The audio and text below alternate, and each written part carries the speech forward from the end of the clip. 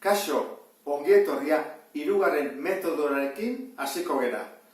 Lehendik ikasia dugu ordezkatze metodoa, eta erabiltzen da ezezagun batek koefizientea bat duenean, berdintze metodoa, beste kasotan, eta orain erabiliko dugu laburtze metodoa.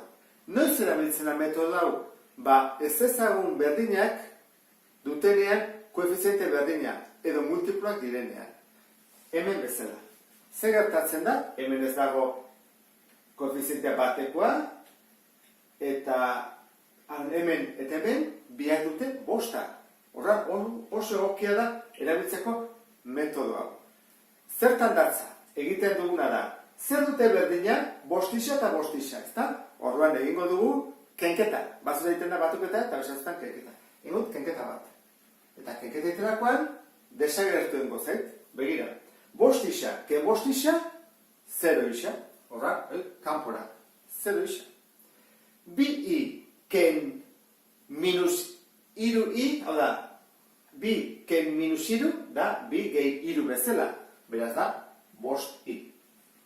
Berdin, 16 ken bat, 15. Egin dago. Horren egin behar duguna da, hemen jartzen bezala, ekuazioa batzi, i solatu. Bost bidertzen nahi dena, zatitzen pasa,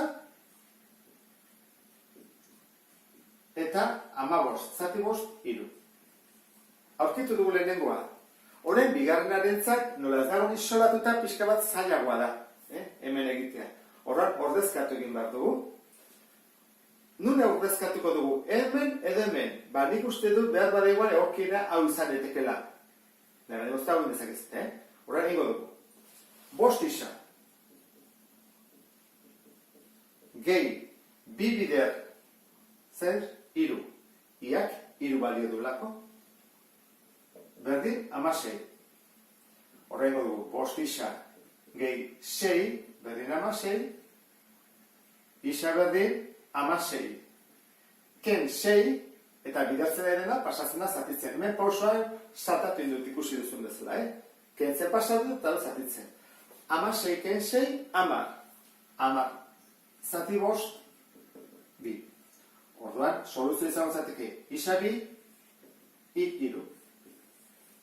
Guazen ikustea. Bi bider bost, 10 gehi 6, 16. Ondo dago. Eta bigarrena, 10 ken iru bederatzi, bat. Baita ere, ondo dago. Pentsa ezagun, orain ere, nahi dugula laburtzen metodoa erabili. Desordenatuta dago. Lehenengo egin bat duguna, ordenatu. Orduan, lehenengo jarri bat dugu, isa. Bi isa. Gero, i. 6, i. Eta ondoren, minus 6. Eta apean berdin egingo dugu. Kopiatuko dugu, ze ordenatuta dago. Bost isa, ken iru i, berdin, 21. Metodo honetan, jakin behar dugu, zein berdinduko dugun. Isak ala iak. Zein da MKT bi hauentzako? Multiploko txikiena. Bi eta bostena da, 10. 6 eta irurena, 6. Horren egokiagoa da hau. Motzagoa da, txikiagoa da. Horren, nola lortu daiteke hori? Hau da, 6 izateko, zein bat da honekin? Berdin utzi. Horren bakarrik utziko du berdin. Zergatik, baina 6 delako. Hau, 6 izateko, zer egin bat dugu? Bider bi, ez da? Horren, hau dena, guztia, egingo dugu, bider bi. Guztia. Horren da, bider bi, 10 isa, bider bi, ken 6 i, eta bider bi, 42. Lortu dugu, iak berdintzea, iaren koefizientea esan nahi dut. Zer egin behar dugu, kenketa ala batuketa.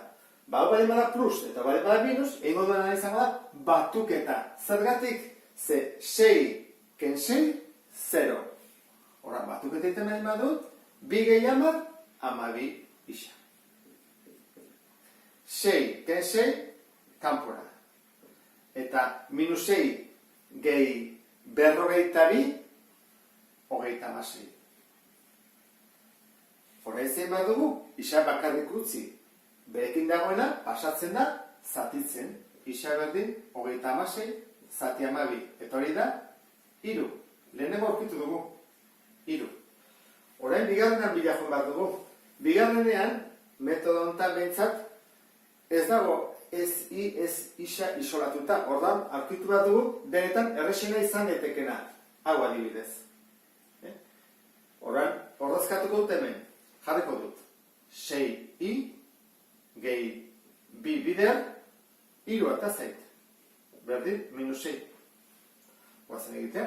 6i gehi 6, berdin, minus 6. Batutzen nahi dena kentzen, ordan da, i berdin, minus 6, ken 6, eta bidertzen nahi dena, zatitzen. 6. Zer bada minus 6, ken 6, minus 12. Eta minus 12, zati 6 zen bada, minus 2. Orduan ja, soluzioa badugu. I berdin, minus 2. Bikotea, isa 3, i minus 2. Goazen ikuste ondo dagoen. 6 bider minus 2, minus 12. Eta hemen 6, minus 6. Ondo dago lehenengoa. Eta bigarrena, bider 3, 15. Eta hemen minus bider minus plus, 15 gehi 6, 21. Baita ere ondo dago. Ordan, 3 metodoak ikasi ditugu. Beste bat arte, agur.